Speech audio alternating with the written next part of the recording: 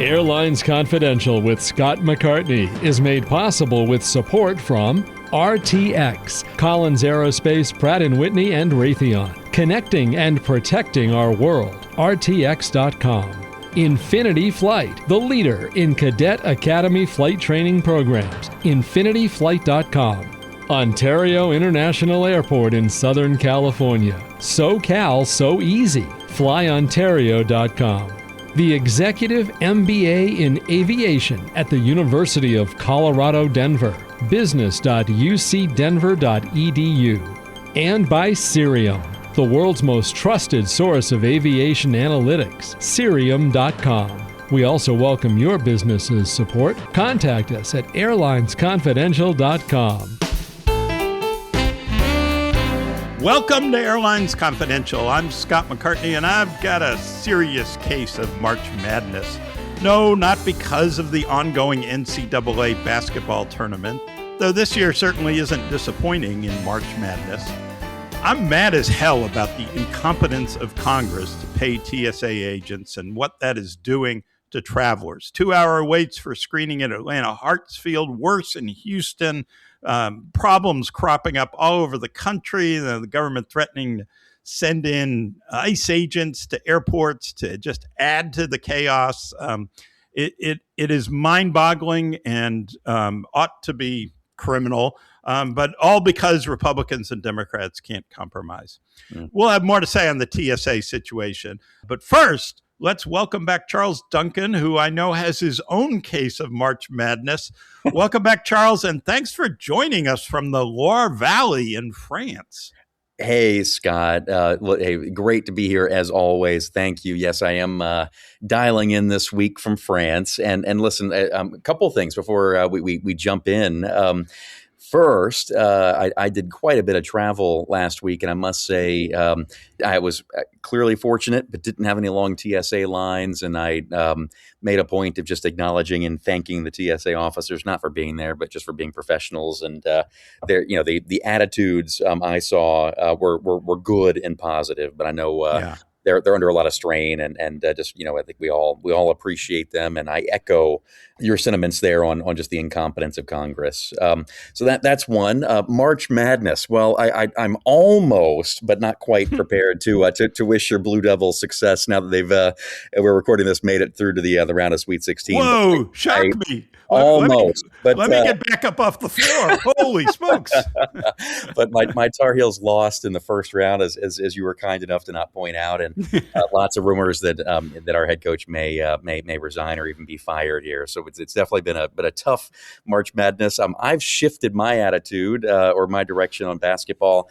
My high school player son is actually playing in a competitive tournament in France this week, which is what brought me to France. And so I'm going to just shift my basketball focus from the U.S. Now that my Tar Heels are out to high school basketball in France. But listen, besides France, I was in Panama last week and spent some time with Pedro Heilbronn and the team at Copa. And listeners will remember we did a great interview with him last year. And I have not been to Panama, sadly, for a couple of decades. And I was blown away by Copa, the airline, the presence, the airport, the hub they have built in Panama. It's one thing to read about it, but to see it in person, it really, really was very impressive. I'm eager to hear more about that someday.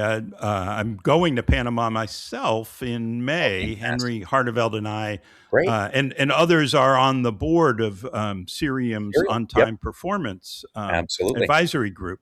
And we're having our annual board meeting in Panama because Copa is one of the leading airlines. They are. It'll be interesting to hear about their operation and the airport and everything else. I know we talked about their superior financial performance and their on time. They have a decal at the boarding door of all of their aircraft, and they have a special livery.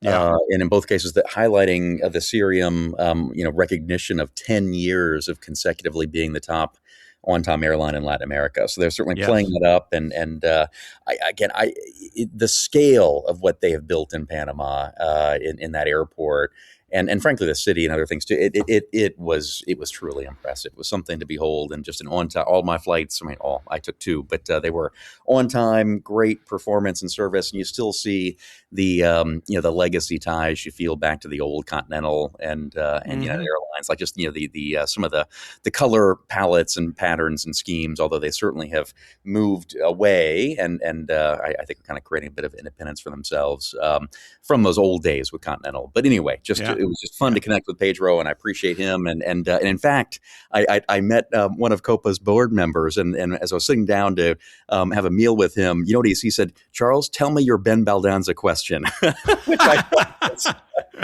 was fantastic. So Airlines Confidential reaches international, far and wide. Indeed. Yes. North, Indeed. south, east, west. Yep. But listen, the other thing, prior to Panama, I was in D.C. and attended the J.P. Morgan's Industrials Conference, hosted by Jamie Baker and Mark Streeter, who've been on the podcast. And a little bit later here in the episode, I'm looking forward to giving our listeners a briefing on all that I heard, or at least the highlights. There was a whole lot over the full day. And I'm also eager on this episode to hear your interview. I wasn't able to join, sadly, but with Robin Hayes, the CEO of Airbus in North America and the former CEO of JetBlue. A great interview, and I know our listeners will enjoy that.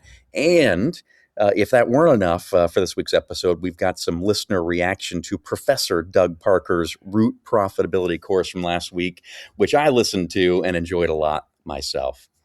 Excellent. Well, I'm really eager to hear about Jamie Baker and Mark Streeter's conference. Really one of the important events of the year, and often airlines come in and make news. And I guess this year, we'll hear more about it, but there's so much uncertainty, kind of what can you do? But I think it'll be, I'm really looking forward to your briefing because it's important stuff. Scott, I'm happy to jump into it, in a minute here. But, it's funny. I don't know what with the timing of the calendar, but, this was the conference in 2020 where Scott Kirby laid out, his vision for what the pandemic was going to become that largely proved to be right. And it was just coincidence being in March. This was the same conference 12 months ago where the Southwest team unveiled, baggage fees and seat assignment fees and so on. So this is quite often a news-making conference, and this year was certainly no exception. So right. And first public outing, if you will, public exposure of the new CEO at Frontier, and lots of things to talk about. Yes. All right. First, let me run through some important news of the past week. I want to talk about the TSA situation, as we said. Now, apparently there are negotiations going on, so the situation could well change before we drop the podcast Wednesday morning. And there's certainly growing pressure to get this resolved, especially get this resolved before Congress takes an Easter recess, for crying out loud. But given what I think is abject cruelty shown by alleged leaders, I'm really doubtful that they're going to come up with a budget. TSA workers who have starting salaries not much more than $30,000 a year and typically make only about $50,000 a year, they're being asked to work while missing paychecks. It's insane and really is cruel. And many aren't working because they have to work other jobs to put food on the table, to pay rent, to buy gas. It's becoming a bigger and bigger problem for airlines and their customers. And by the way, we all pay for at least part of their services and airline tickets. About 2/3 of TSA screening funds come from the security fee every airline traveler pays for domestic flights. The money's still coming in. It's not about money. It's about Congress being unable to lead and zeroing in on the most high-profile retail government service to try and gain leverage. And it's just so unfair to everyone. It's unfair to the workers and it's unfair to travelers, all of whom are caught in the middle. So here's my proposal. Let's hear it. Here's my rant of the week. I'm afraid I'm becoming known for my rants, but the times require this. It's okay, Scott. We want to hear it. Bring it on. So besides simply locking these alleged leaders in a room without lobbyist lunches until they reach a compromise, I think we should do two things. One, legislation saying any essential worker, air traffic controllers, TSA screeners, for example, must be paid during government funding shutdowns. Taking away leverage means taking away the incentive to shut down without compromise. We send these people to Washington to run the government, run it. And this idea is not new. It comes up. One side proposes it, the other opposes it, and it goes back and forth, right?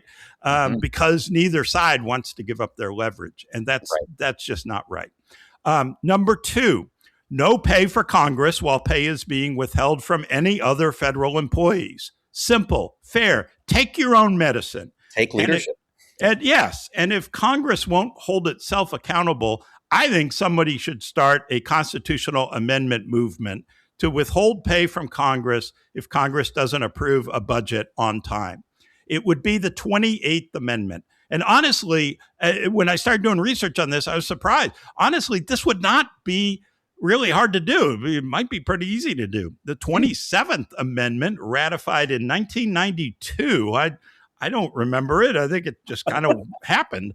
But it was about congressional paychecks. So kind of the same thing, right? And that amendment exempted Congress from increasing its own pay before the next election.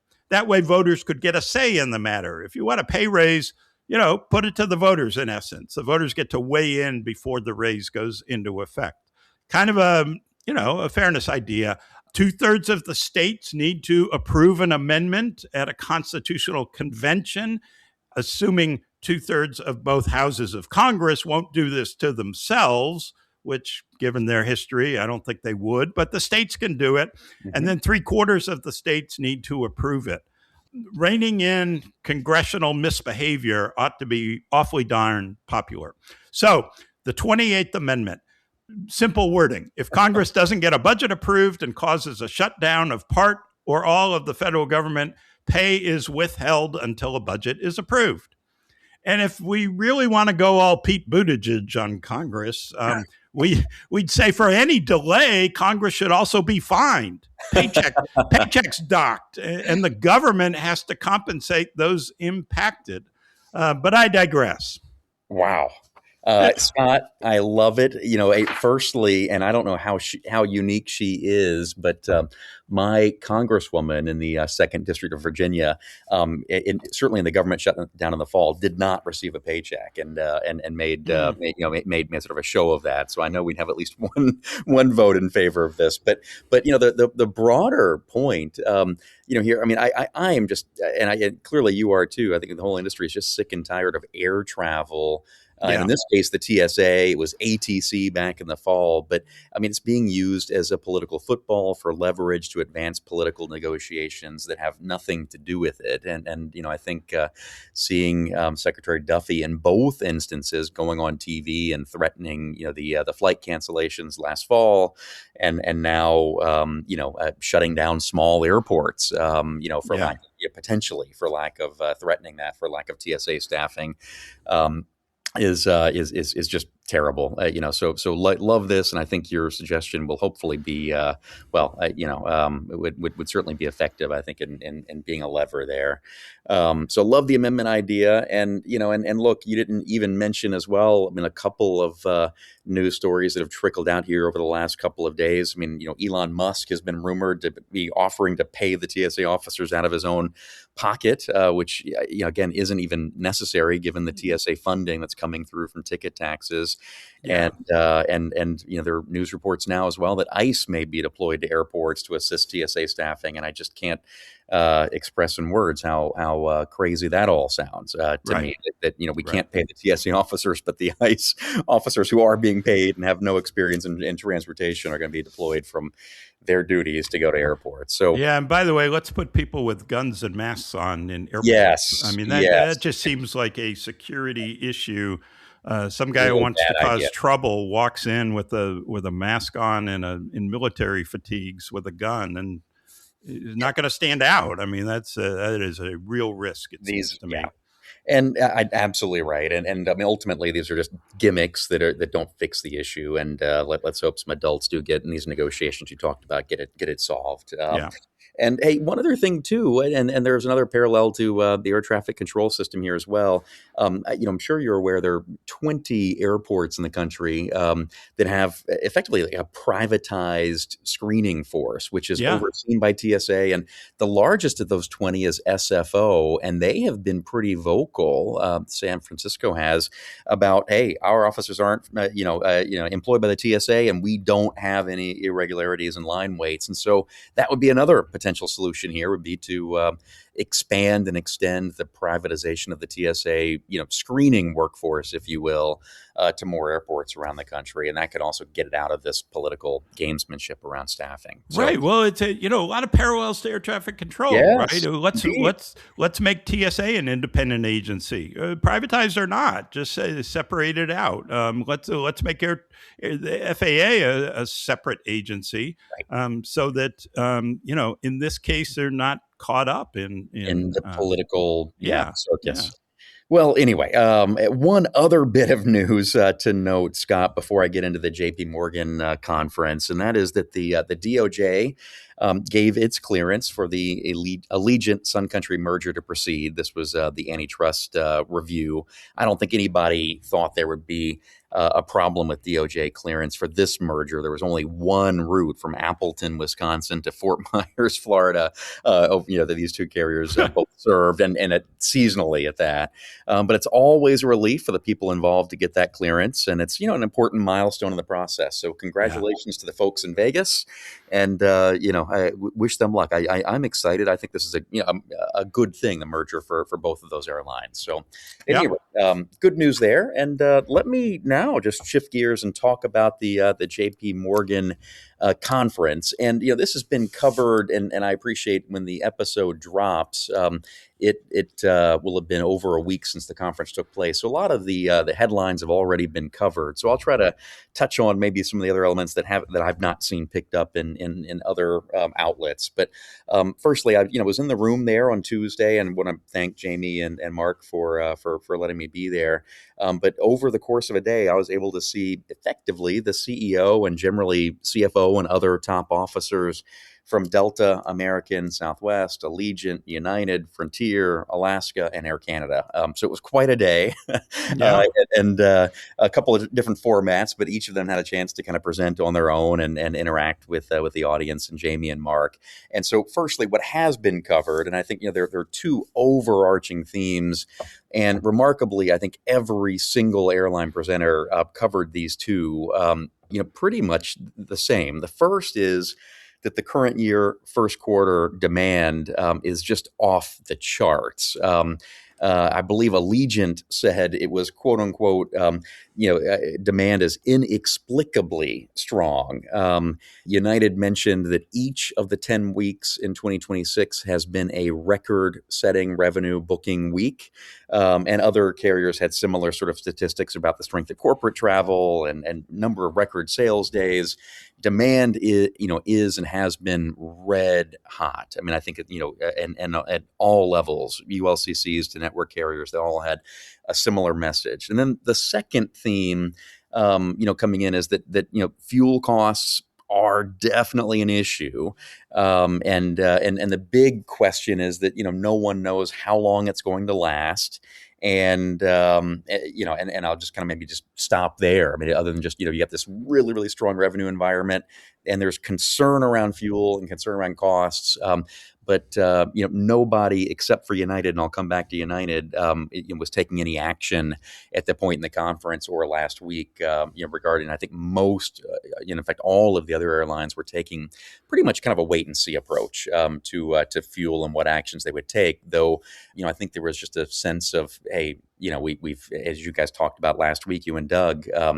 Airlines can have operated with $100 oil, and this is not going to be an existential sort of threat. But certainly, if it's sustained for a long period of time, carriers will need to take action. Either reducing capacity, higher fares as a result. I mean, weaker carriers will feel stress. and so forth. So those are the two big themes. And then let me run through just kind of maybe airline by airline. I won't hit on all of them, but sort of some of the other points that I think were worth noting. The first, and this is in no particular order, but Robert Isom from American came out, and there were two big comments that he had in addition, to the overarching themes. The first, and this was clearly a response, well, it ties into Doug Parker's flight profitability review, but also, the accusations from United around O'Hare losing $700 million or more for American. Robert Isom and their CFO came out and said, first, all hubs cover their cash expenses, meaning all hubs are quote unquote profitable. And they kind of walk through a little bit at a higher level of how they measure flight profitability. Mm-hmm. So in effect, the story was, the impact of any losses, and they did say clearly some airlines, some of the hubs at American are losing money, but that's in the overhead allocations, if you will, that all of them on their own are covering their variable or cash expenses. The other thing Robert said that I thought was interesting and also ties back into this O'Hare market share battle, he said that United's growth at O'Hare for this coming summer was quote unquote reckless, and was going to effectively, if not unchecked by the DOT, you bring the airport to a grinding halt operationally. So just full stop. Actually, both Robert Isom and Scott Kirby were appreciative of the DOT stepping in, and I think both also expressed that they thought the DOT was going to be fair in its determination, around flight reductions and allocations of that. But those are kind of two interesting points from American that I heard. So just to go sort of directly respond to that, when Scott Kirby was asked to respond to this reckless message, he said he heard the remarks. He flew up that morning, and he said he took Robert's comments as a compliment, that his being reckless is a compliment.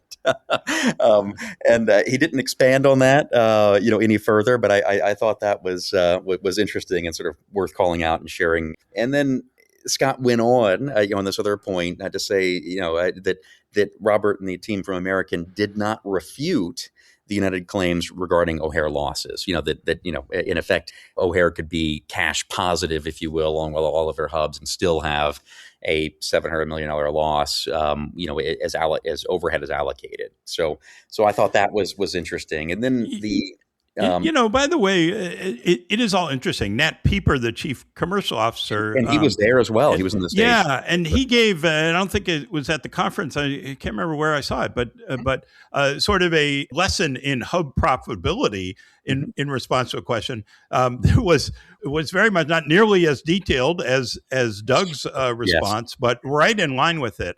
And absolutely. I thought Doug really opened my eyes to a lot of things in that. And, Scott Kirby can say, oh, you're not profitable. And he's got his I'm sure inflated estimates of how much money American can be losing or whatever. But then you look at things like Doug pointed out, like $6 billion in Citibank revenue. Right. And how do you allocate that? How much of that is going to people in Chicago? So, you need those people in your system. And so, that should be factored in. There are so many factors into this. But I think the bottom line is American, can't afford to lose Chicago. They're going to fight for it. And I think Scott knew this. And, to me, the summer schedule, it was all posturing. I'm not sure the same thing wasn't happening in Newark, right? Hey, if you know that your competitor is going to increase flights, throw a whole bunch of flights in, scare the FAA. The FAA is going to come in and force reductions. Well, if I've got an inflated schedule in, it's a negotiating ploy. I'm better off. Sure, I'll give up a point of capacity or whatever. But it really wasn't real to begin with. Yeah, well, and we'll see, and certainly, just two thoughts on that directly, Scott. I should have mentioned, but it's good, here as well. I mean, Robert Isom was very clear, very emphatic that there is no way America's leaving Chicago. So Yeah. he was very firm in that affirmation. I guess we'll never know, if your theory, is right there. What I would say too, the other thing that was really interesting is that Scott was the only CEO, only airline of the group to say he wasn't going to wait and to see what was happening with fuel prices. In fact, he positioned it to say he would rather start cutting now and have cut too much than to not be taking action. And he went on to say, and we've also seen some employee communications, that they're not stopping their long-term strategy and long-term investments. But on Tuesday at the conference, he announced that he was cutting 1% of capacity in the second quarter, and he was calling out Tuesday and Wednesday flights and red eyes as being weaker revenue performers. But then even by the end of the week, he had upped that to 5% capacity cut in the second and third quarters. And he also said at the conference that he was modeling a scenario that was pushing crude oil prices to $175 a barrel and ending the year, I believe, at 120. And so he was stress testing different scenarios and saying, look, I mean, high fuel is here. Don't know how long it's going to last, but I'd rather take some action now than sit on my hands and hope, for a better outcome. This is also interesting. I mean, some of the capacity cuts, you don't have any choice. It's his United's flight to Tel Aviv and United's flight to Doha, right? They're not going. That's right. So that's a significant amount of capacity because it's long routes on wide body airlines, lots of ASMs. Yes. But the $175 barrel oil. I follow an economist, Mohammed El-Arian, who's former president of Queens College. He's now professor at Wharton. He's on CNBC a lot. I'm sure a lot of people recognize the name and know him. And I think he's really astute and really level-headed about the economy. And his note for this week was really sort of alarming to me, in the sense that he's really calling out that what happened last week were attacks on energy infrastructure, and that has long-term economic implications. And when you take, Qatar said 17% of its gas production was affected, or and oil refineries were bombed, and obviously the Strait of Hormuz is flashpoint and closed. And so you take significant supply out, and the price is going to go up. And it doesn't matter if the oil comes out of the hole in West Texas or it comes out of the hole in Saudi Arabia or whatever. The price is going to go up, right? And that's going to slow down the economy. So it's fascinating. I mean, this demand off the charts idea. Does that all come? Are people buying tickets in advance in anticipation of higher prices ahead? But as we know, airlines can only raise prices if there's demand for that. So if demand falls off the cliff, either because people have pre-bought tickets so much or because the economy globally slows down and there's less travel, I think, there could be a lot of trouble ahead. Not like sounding the alarm bell, but I think, there's a lot of bad stuff going on that is going to affect the industry. Yeah, Scott, I agree with all of that, and it was really hard to kind of reconcile these two very disparate messages. Doubling down on your point around the production impacts for oil and so forth. I came away from the conference. I've got a few more things to share as well, but with this sense that the U.S. economy, and I'd say the U.S. as a net energy exporter, but the U.S. consumer and the airlines here in the U.S., kind of you take all of them, we're kind of operating in a different universe. And I'll give you a couple of examples of why I say that. When Allegiant spoke at the conference, they said every time there was a negative headline in 2025, they saw a demonstrable drop off in traffic to their website and also a lower conversion rate of that traffic to sales. Every single event in 25. They said in 2026, consumers are buying and the bad headlines, and we've had plenty of them in 2026. So interesting. Had no impact. It really is. Now, Ed Bastian, did mention that the European point of sale on the transatlantic bookings were down 20%. And he said this has been a continuation of an ongoing trend for many years, or for several years, I guess, pointing back to COVID. But he also kind of wrote it off and said, that's a de minimis. I think he said that was 2% of their overall revenue, and the U.S. strength is more than offsetting that.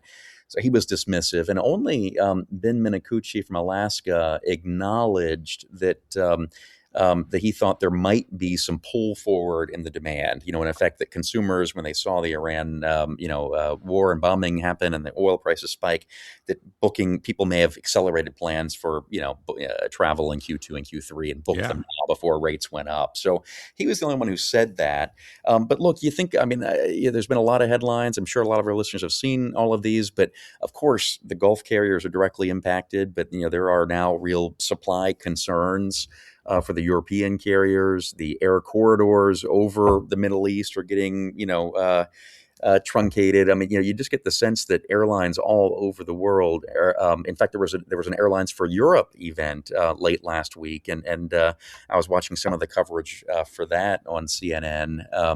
And the European airline CEOs were much more bearish than what I'd heard the same week from the U.S. side. So it feels like we're on a little bit of an island here in the U.S., and other parts of the world and economy are certainly feeling the pain and seeing negative signs first. And I guess I just worry about the U.S. economy too. We lost 92,000 jobs in February. Inflation's been sticky.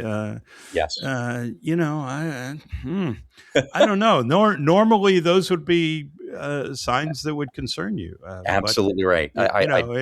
We also know this industry is a lagging indicator, right? It's not a leading indicator. Right. Maybe there's some lag in this, but let's hope not. So, hey, just a few more things. One, there was a consistent theme, and probably most aggressively or assertively posited by Ed Bastian from Delta, of course, and Scott Kirby at United.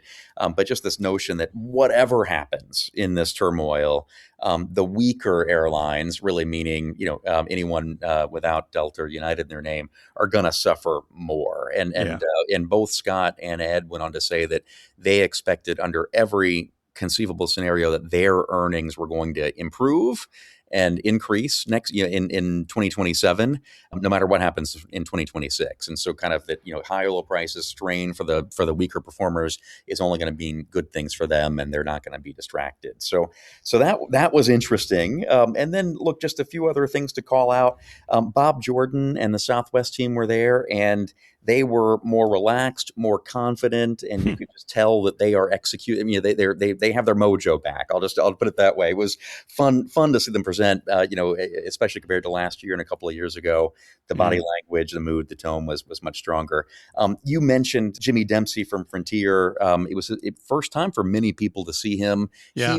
He was impressive. Just his command of the airline, his strategy.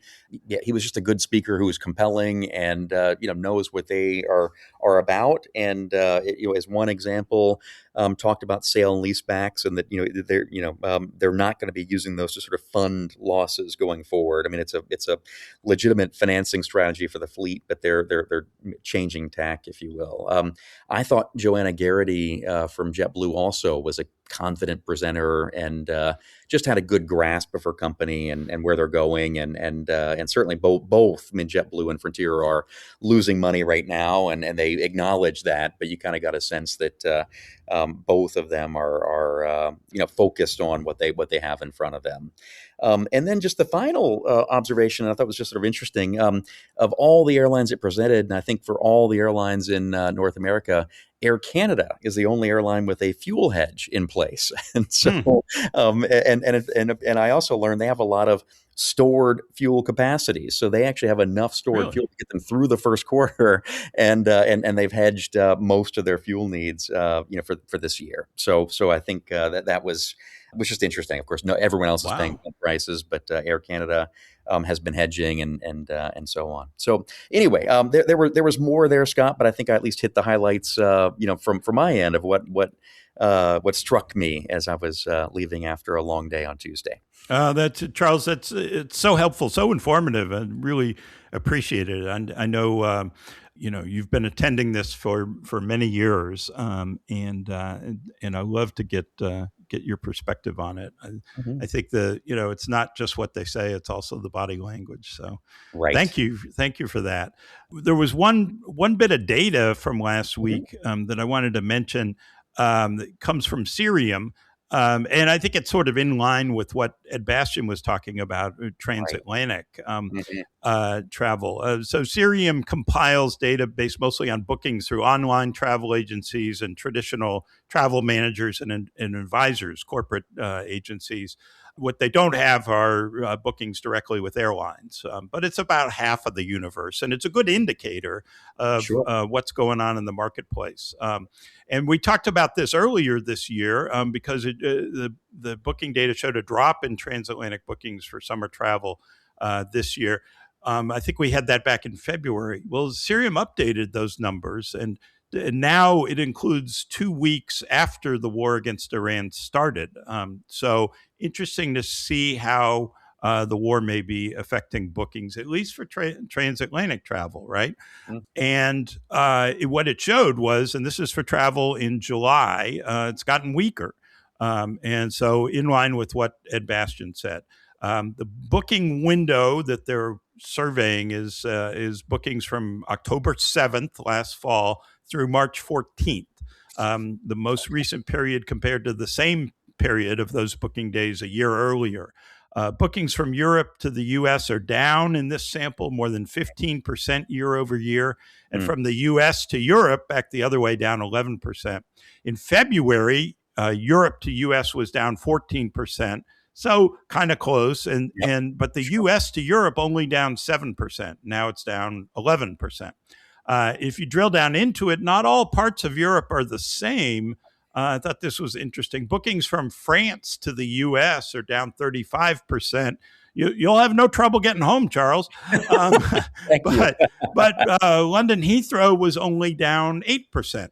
Yeah. 35% versus 8%, really quite a distinct difference. And I think too, I mean, and this is really before any consumers feel the pain, if you will, at the gas pump or in energy prices and so on. So yeah, we'll see. I mean, I think Ed made the point that when you have a war, happening in your backyard, people tend to stay home, and that really makes sense. But we'll have to see what happens this summer with the World Cup and a lot going on in the U.S. Hopefully, Yeah. And you think there might be with the Gulf carriers shut down effectively, not right? completely, but effectively, they carry so much connecting traffic Yes. that you would think that U.S., European, Asian airlines would pick up some of that, right? You're not going to go through the Persian Gulf, but maybe you're going to connect to Europe or connect through Europe or connect through Asia, Hmm. and European carriers are picking up some of that traffic. But to your point, at the same time, there are a lot of people say there's a war going on. I'm not going to travel. Right. So, bit of a mixed bag on that. But the Cerium numbers show a pretty stark bottom line, at least for July bookings. Hmm. All right. Speaking of sponsors, let's take a note to thank our sponsors for making it possible to bring you this podcast for free on all platforms. Thanks to Ontario International Airport, which is celebrating a decade of local control. Thanks to public support, the local community reclaimed ONT, revived it as a vital gateway in Southern California, and ensured the airport is ready to soar even higher in the years to come. Visit flyontario.com/10 to learn the story and find out how you can join the year-long celebration of how a decade of local control has turned Ontario into one of California's fastest growing and most economical airports. In addition, thanks to the Executive MBA in Aviation at the University of Colorado, Denver. The Executive MBA in Aviation at CU Denver is the first degree of its kind in the world taught by industry experts and designed for ambitious leaders from across the aviation ecosystem. With classes located at Denver International Airport and week-long residencies in Washington, D.C., and at airports around the world, students experience a hybrid, flexible course structure that balances in-person and online classes without career interruption. Go to business.ucdenver.edu to learn more.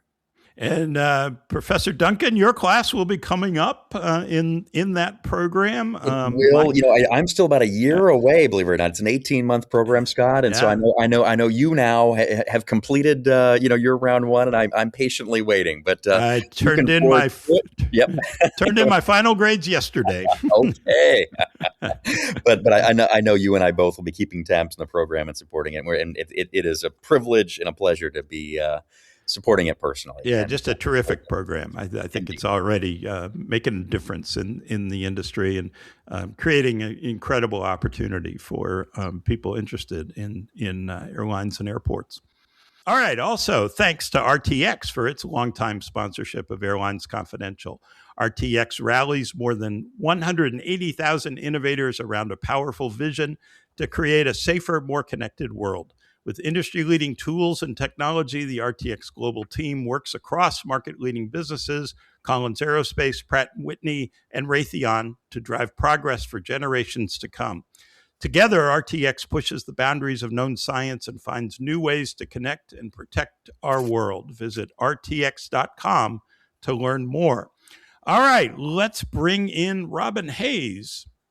Robin Hayes is the chairman and CEO of Airbus in North America. He's responsible for Airbus's commercial aircraft and commercial services businesses throughout the Americas, as well as coordination with Airbus Helicopters and Airbus U.S. Space and Defense.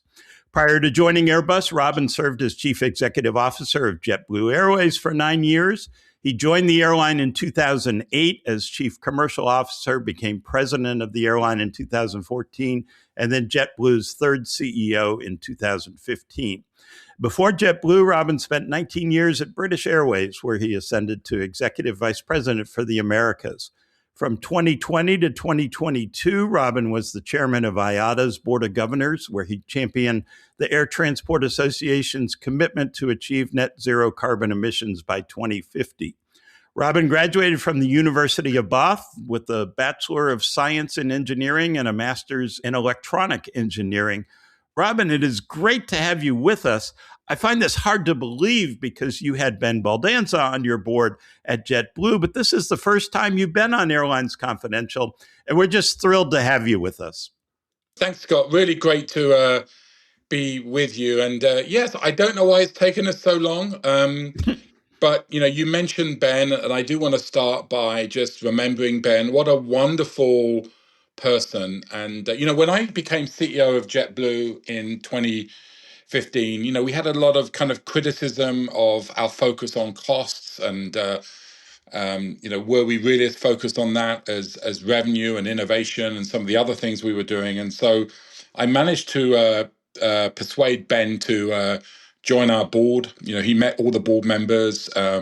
They loved him. He joined the JetBlue board in 2018 after a very successful career before that, and he was just so wonderful and such a not just a wonderful human being, but so thoughtful and really helped us get through COVID and do all some of the other things. And oh my goodness, his passing was just so awful and so sad. But it's so wonderful that you and others are continuing this Airlines Confidential, because I know he was very proud of it. So thank you, Scott.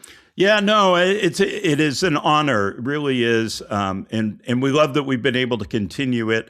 And he guides us in so many ways still. I often think about what Ben would say, what Ben would want the podcast to do. So I appreciate you mentioning that very much. Well, he always had that way of speaking, wasn't he? Like, he would be very measured. Yes. He would speak quite slowly.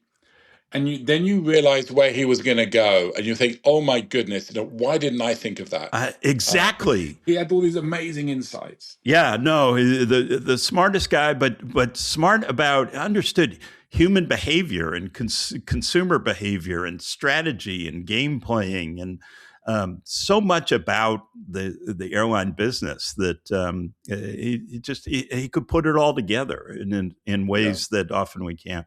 Yeah. He also taught me that a great first question to start. I've interviewed people for a long time, and Ben said, "Well, why don't we start with this question?" And it was always so interesting.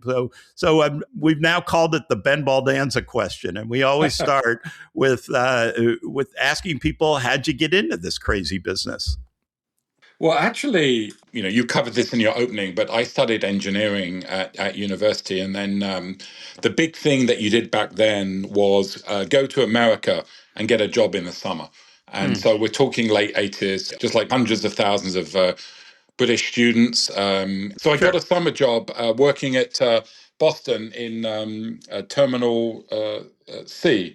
And my job was to take the duty free onto the airplane, into the jet bridges and make sure that people had it before they got on the airplane. And sometimes you'd have to get onto the airplane because people would walk past you and you wouldn't be able to give your duty free bottles or cigarettes to them. And weekends I was working over in Terminal E, and I ended up, for some reason, a lot of British Airways passengers never picked up their duty free in the jet bridge. So I'd always be going on the British Airways airplanes, and the crew was so nice, and they'd always make me a cup of tea. And I thought, what a great airline to work for. And so I ended up ditching my engineering career. I was not very good at it anyway, and applied to work for British Airways, and that's how I started out. And actually, my first job was working in Glasgow Airport for British Airways up in Scotland, and then I just was lucky enough to do many different roles: sales, marketing, operations, and spent 19. In fact, I was ended up at British Airways for longer than my time at JetBlue. Believe it or not. Yeah, So. yeah. What a great story. That's amazing. How fun. It's always interesting how this business, kind of sucks us all in, right? It's not for everybody. And as a previous boss of mine, Dave Barger, used to say, it's not for the faint of heart.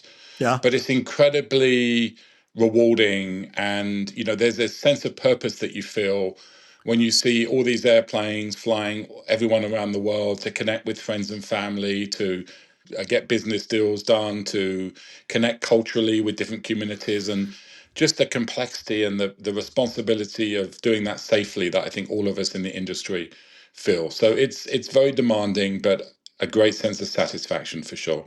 Yeah, absolutely. Well said.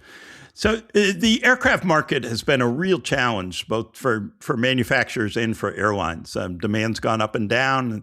The volatile politics of the past year, the war in Iran over the past several weeks. Before that and through that, supply chain issues and engine issues, not only Pratt & Whitney, but also CFM International. So first, where do you see demand right now? Are customers pressing for more? Are they pausing on new orders because of the war or the economy, or just because more planes are becoming available from struggling airlines? What's demand like right now? Demand remains really good, Scott. In 2025, we delivered 793 commercial aircraft, which was 4% more than the year before. This year, 2026, we're looking to build 870. That's a big step up. Most of our product lines are sold out through to the next decade, and it's been a busy start to the year. We've already seen Delta place a firm order for 31 wide bodies, Air Canada as well, 8 350s. And Delta also converted a number of their 321 neo options. So look, demand remains really strong, and it's really the supply chain that I think remains the largest challenge that the OEMs have right now. And is that easing up a bit, or is that just going to continue through the decade? I would say it's becoming more specific, Scott. So after COVID, as you know, everything ramped up so quickly. if you remember back in 2020, whether it was airlines or manufacturers, we were all looking, scratching our heads, saying, "Is this industry ever going to be the same again?" Yeah. And we weren't sure. Like, we wanted to be optimistic, we wanted to believe, but then things came back with a vengeance. And you remember around 2022, we were talking about everyone kind of making trips they hadn't been able to make for 2 years. And the Right. demand came back very strongly, and we were all struggling. The airlines were struggling, the manufacturers were struggling. And so certainly the supply chain was part of the manufacturers' struggle. But it's been persistent, and it's probably been more persistent than any of us expected. And so, whilst back then the supply chain constraints were more broad based, now they're more specific in particular areas, and those are issues that we have to continue to work through. Yeah, yeah. And the engine issue is I know there's tension, always tension around the Pratt and Whitney issue of, hey, they have an installed base they have to fix, and they also have to deliver new engines to you, and there are only so many engines, and so is that still causing? I mean, that you guys called that out recently. That is causing you to deliver fewer airplanes than you'd like to. Yes, so for 2026, that's true. Guillaume Foury covered this on the call where we disclosed the annual financial results back in February. So yes, Pratt is not getting us the number of engines for this year, for 2026, that we need, and that is having an impact on our guidance for the year and our ability to ramp up. But there's challenges in other areas too. BFE, or Biofurnished Equipment, to not use an acronym. That's been another complicated area, as we've seen more NEOs delivered and more airlines wanted to customize their premium products. That's created, again, both manufacturing and certification and complexity. So again, a more specific areas of concern now than the sort of broad-based supply chain weakness. But Airbus has had to change as well. So Scott, we are much more active now in the supply chain than we ever were. Having teams embedded with our suppliers, having a lot better early warning systems when we're starting to see issues, so we can get a better handle on it earlier. An airplane will have millions of parts. You only need to have one of those missing, and you have a late airplane. So, the focus is so important. You've seen this market for a long time now. And Airbus, you mentioned the 793 planes delivered last year. Boeing had delivered about 600 or so. Does it matter that Airbus is consistently outselling Boeing right now? Or is there still balance of power, if you will, in the duopoly? Well, I think we have enough to worry about as Airbus. We had our own challenges at the end of 2025, as you know, with our ELACs, or our flight control computers. So, we can't take our eye off the ball for a second. One of the things that I used to hear from Airbus people before I joined Airbus, when I was still at JetBlue, is, a healthy Boeing is important for the industry. And I always wondered, are they just saying that? Do they really mean it? Right. And actually, it's true, because, again, I go back to the biggest constraint. The biggest constraint we have is the supply chain. Yeah. And a lot of these suppliers, they're supplying both of us. And so it's better for them when both companies are doing well and delivering. And we know the demand is there.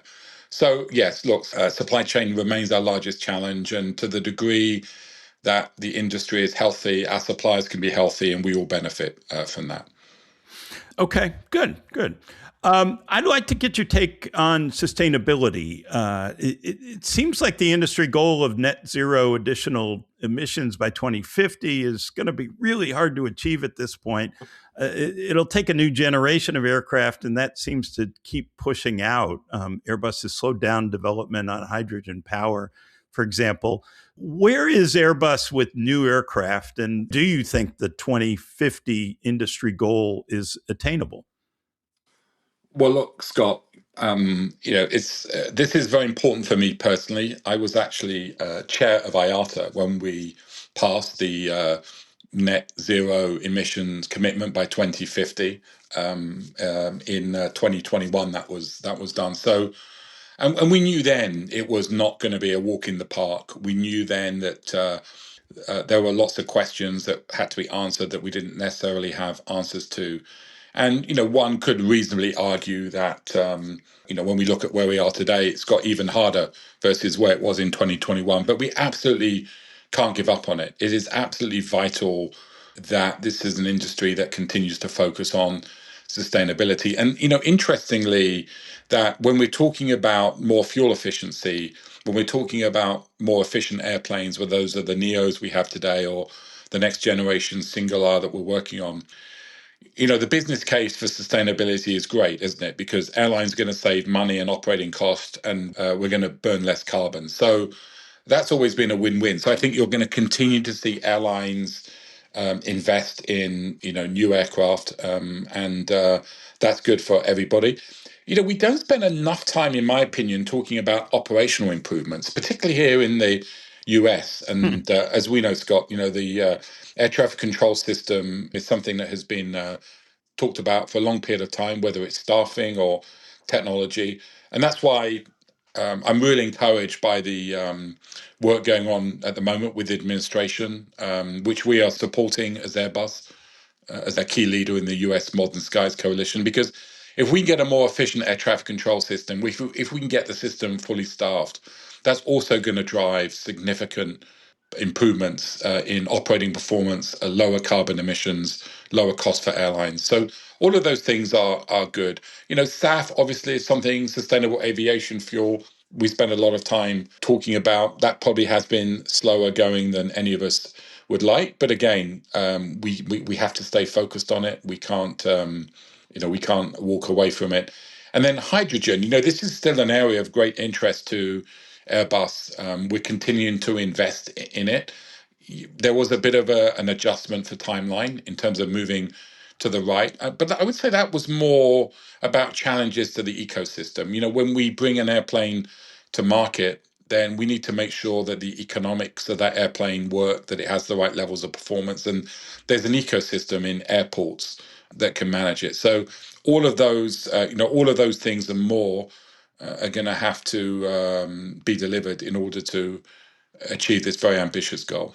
So it wasn't like there was some finding that, hydrogen's just not going to work. Or something. No, I mean, there's still we're still doing a lot of research on it. Yeah. It does certainly present a lot of, technical challenges, but it has to work. If once you have the technology to work, once you have an airplane that can work, it's the economics of that airplane have to be good in terms of operating cost and size and operating cost performance, and then you have to have places that you can fly it. In other words, you have to have hydrogen capabilities at the airports that it would fly into. So, look, it's still something that has to be on the future roadmap for our industry. Speaking of future roadmaps, what do you see as the future of smaller airlines in the U.S.? Obviously, you thought JetBlue needed to get bigger and made the offer to acquire Spirit, which the judge blocked. But what do you think is ahead for airlines trying to compete against the big four of the U.S.? Well, Scott, you're bringing back some memories there. Yeah, sorry about that. I'm sure not happy ones. but look, yes,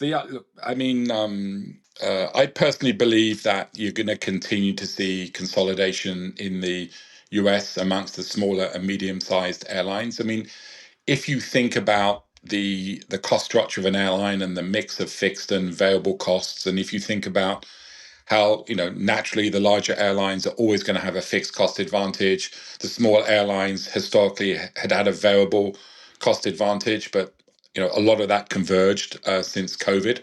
And in addition, when you look at how some of the best performing parts of the business right now are things like the credit card and premium, and those tend to be areas that smaller airlines get less benefit from as a percentage of total revenue. So yes, I do think you're going to see that. We saw Alaska Hawaiian merge successfully, And now you've seen the announcement from Allegiant and Sun Country. So Hmm. I think this is a trend you're going to potentially continue to see over the coming years. Yeah, yeah.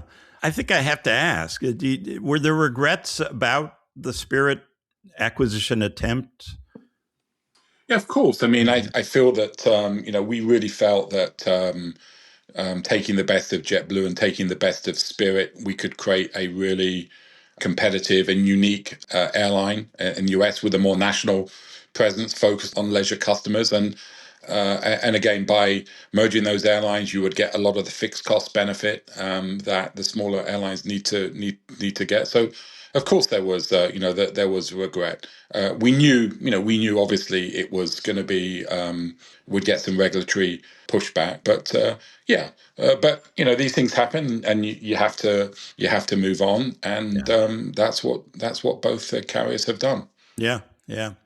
So, Robin, what's the biggest challenge you've faced in your airline and aircraft career? The highest hurdle, the toughest challenge? What would you say? Um, I think the thing about our industry, Scott, is you never know what's around the corner. If you look at the industry that we're in, there's a surprise that's always around the corner, and usually it's not a very good surprise. Yeah. So look at the last few weeks in terms of what we've seen with the military action in the Middle East, and so there's always something. And I think one of the biggest challenges for leaders in the industry is how do you keep teams motivated to inspire and perform when there's so much hitting you that you don't directly control. The revenue environment is very linked to GDP. Fuel costs are a big input cost. Geopolitical tension has a big impact on airlines very quickly. And so I think it's more the collective impact of all of those things to try to just keep teams focused, engaged, particularly our frontline employees who really are have the toughest jobs in the industry. They're dealing with the delays, they're dealing with the upset customers, and again, so much like weather that they don't control. So it's just a tough industry. It's very rewarding. There's moments when we reflect on successes, and every time you see an airplane take off full of people, you're so incredibly proud of everyone's efforts. But there's also a lot of tough times as well. And I think the COVID period was the most stressful, both leading up to it because before we got the assistance from the US government, we weren't quite sure if we would be able to get through it. I mean, we really went from doing rather well to having 3% of our volume in weeks. And then actually the ramp up was even harder because certainly I can only speak for myself, but I really underestimated how quickly things would ramp up and how hard that would be, and some of the challenges on hiring. I mean, we were hiring people and they were leaving within 2 months to get other jobs. And we had a lot of challenges, and some of probably my toughest days at JetBlue, particularly, were in that period where we didn't deliver the level of operating performance that our customers needed us to deliver. Interesting. Yeah. So we have a lot of listeners who either want to get into the business or just starting out. And I'm curious, kind of the question is it more fun running an airline or more fun selling airplanes? But for somebody starting out, what would you encourage them to pursue? Well, my first piece of advice, actually, it's taken me quite a long period of time to be able to realize how important it was. But I've been so lucky to get an opportunity to join a company like Airbus and spend some time on the manufacturing side. Honestly, I'd wished I'd done it before. So having a chance in a career to spend some time both on the operating side and the manufacturing side, if you get that chance, take it, because it is so incredibly helpful to see all of the perspectives. It is very different manufacturing an aircraft to flying an aircraft. More different than you think. In terms of jobs, I mean, look, AI this, AI that. Everyone's concerned about how AI is going to sort of just take down a lot of jobs, and I'm sure there will be a lot of jobs that will be significantly impacted by AI. But this is an industry where there's still going to be so many opportunities. And how do we get more people today think about aviation and aerospace as where they want to spend 30, 35, 40 years of their life. I mean, Scott, you and I go way back in this industry, so we know it's hard, but it's fun. Yeah. And we need more engineers. We need more aerospace engineers. We need more airlines. Will need more pilots. Airlines will need more maintenance technicians. There are so many opportunities, and also on the manufacturing side. I mean, manufacturing aircraft is actually very hard to automate. You've got very large sort of pieces of assemblies or fuselages that need to come together, and that's pretty hard to automate, at least at the moment. So I think it's a tremendously exciting industry. As you know, Scott, our industry grows, doubles every 20 years as a rule of thumb. I see no reason why that's not going to continue. So we're going to need more and more people. We're going to need more and more airplanes. Airlines are going to grow. And so many jobs in this ecosystem will be helped by AI, but won't be replaced by AI. And I think that's something we need younger people to think about as they think about career choices. Interesting.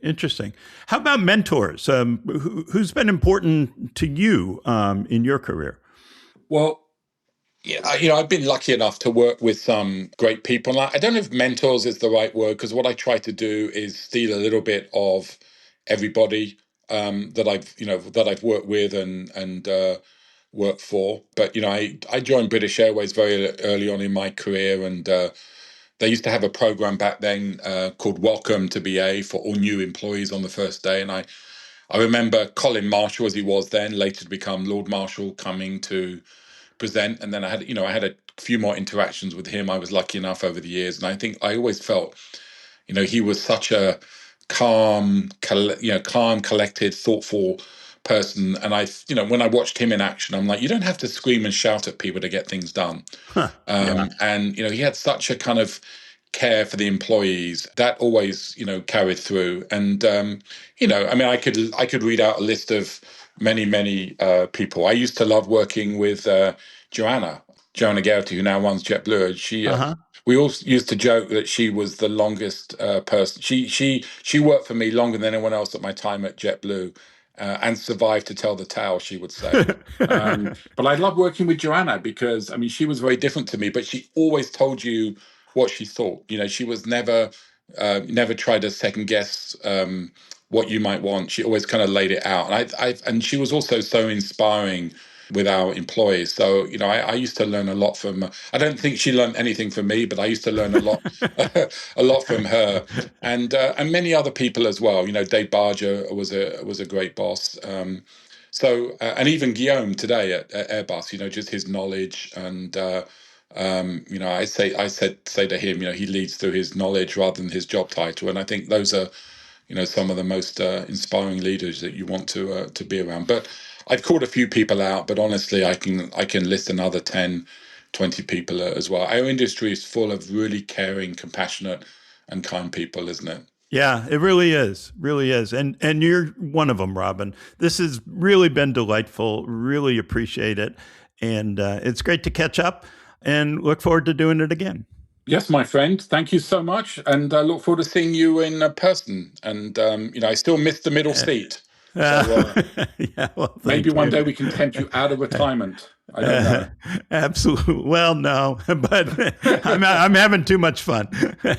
All right. Thanks again, Robin. Take care. Cheers. Bye. We will be right back with more. Promotional support provided by the ultimate AvGeek website, thearchive.net. A vast collection of airline memorabilia, timetables, route maps, rare cabin and airport photos, special flights, and more. All at thearchive.net, the hub of air transport history. Thanks again to Robin. Always great to get his perspective. He knows the industry so well from the airline side, from the manufacturing side.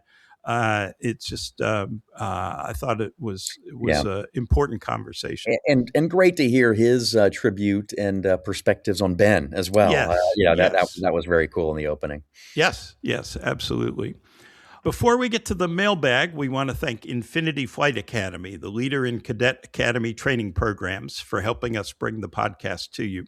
Whether you're looking to build a custom pipeline or strengthen your existing cadet program, Infinity Flight Academy delivers consistent airline-ready results. And for those of you listening who've always dreamed of flying, or know somebody who has, Infinity Flight has trained thousands of students, many now flying for major airlines around the world. Learn more at infinityflight.com. Infinity Flight Academy, where future airline pilots take off. And we want to thank Cerium. Cerium offers the most accurate and precise data and analytics, as we've heard in this week's episode, to enable airlines to optimize planning, operations, and passenger services. The right intelligence drives operational efficiencies, enables you to predict market shifts, and helps airlines respond quickly to maximize revenue, manage costs, and seize commercial opportunity. Visit Cerium.com for more. Okay, Scott, what is in the mailbag this week? Oh, lots of things, Charles. I can't wait. We love to hear from listeners, so keep stuffing the mailbag full. It's really, really fun. First, were several notes of appreciation for Professor Parker's class last week. Way to go, Doug. It was really tremendous. I learned a lot. I think we all learned a lot. He had just a great way of explaining a lot of complicated stuff very clearly and very succinctly. Just really appreciated it. As did Scott from Manila, the far reach of Airlines Confidential. Scott from Manila wrote, "Hi, Scott. Just listened to Professor Doug Parker's and your fantastic route and hub profitability episode. Doug's explanation for revenue proration was spot on. I previously worked with the flight profitability system at a U.S. carrier helmed by a good friend of Doug's.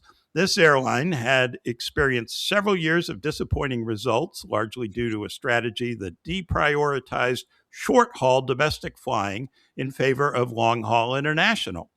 What helped justify a change to the network strategy?" Scott from Manila asks. He says it was an updated revenue proration methodology. We previously allocated ticket revenue based on flight stage length rather than prorating the sum of the local fares. Remember that fares do not increase one-to-one with distance, right? The latter showed that short-haul domestic routes were significantly more profitable and important to the network than previously thought. I believe this was Scott Kirby's most important early contribution at United. Okay, we have outed the carrier in question, but a fascinating point. And he concludes, just goes to show, measure what matters, and it matters how you measure. Cheers, Scott. So great note, Scott. Thank you. Thank you for that. And Alan from Wichita, Kansas sent this. Scott and Doug, I enjoyed Professor Doug's previous School of Airline pricing lesson, but this week's Route and Hub Profitability was one of my very favorite episodes. And after listening to at least 95% of the episodes, God bless you, Alan, I have quite a few favorites. As an accountant and a longtime airline geek, I have often wondered exactly how airlines analyze route profitability. I must confess that as an accountant, never in the airline industry, I was sure beyond revenue had to be included, connecting traffic, right? But I limited my thinking to these reports somehow reconciling to the financials. The actual method makes perfect sense once it was carefully explained. I hope Professor Doug will be up for additional lessons in the future. I have more questions in this area and plan to make a list and submit them in the near future. Oh, goodness. Thanks to you both and all of the outstanding co-hosts. Alan from Wichita, which he notes is the air capital. Lovely. So I look forward to your list, Alan. Please do submit it. And so Doug is not off the hook yet. It doesn't sound like it. He was hoping he would be, but we'll work on that. Yeah. Well, hey, listen. Before we get any more from the mailbag, I mean, I want to say too. I mean, I enjoyed the episode as well, and like Alan and Doug, clearly love to kind of geek out. I mean, what sort of struck me is having never worked at the same airline as Doug. I've used different systems. The acronyms at the airlines I've worked for have all been very different, but I could translate what they were. And gosh, I mean, there are so many decisions that have to be made, no two airlines are going to measure their flight profitability or their hubs the same, even as we got into the discussion around O'Hare, a few minutes ago. Yeah. But I'll tell you one aspect I found really interesting, just to give you a sense of these differences.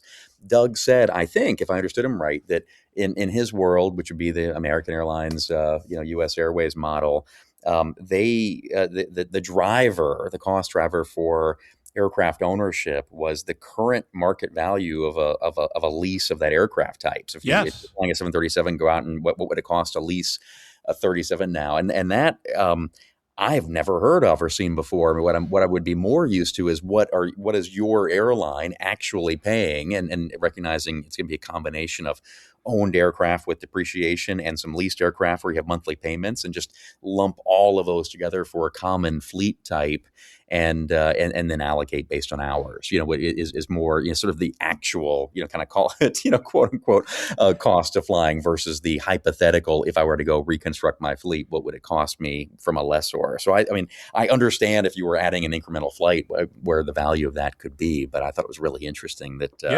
no, if you're in growth mode, you got to go get an airplane. That's probably a more accurate repretation, right? Yeah. If you're growing, but if you're a steady state, anyway, just as one reaction example. But I had fun listening to it, and anyway, let's hope we can get Doug to throw on the professorial cap at least one or two more times when we have more topics for him to discuss. But I'll tell you, and now it's my turn, Scott. I've got a letter here from us from Geo in Texas.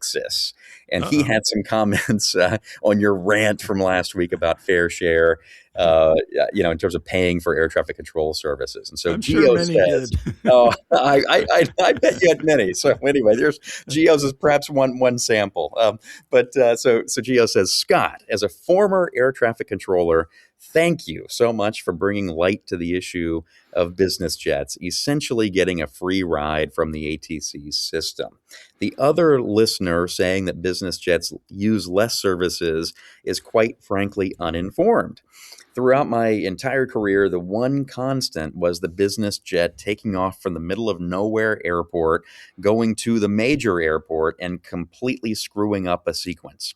Is it fair that I have to give a delay to a 737 carrying 200 people versus the G650 that is doing a repositioning flight or carrying the owner's cat?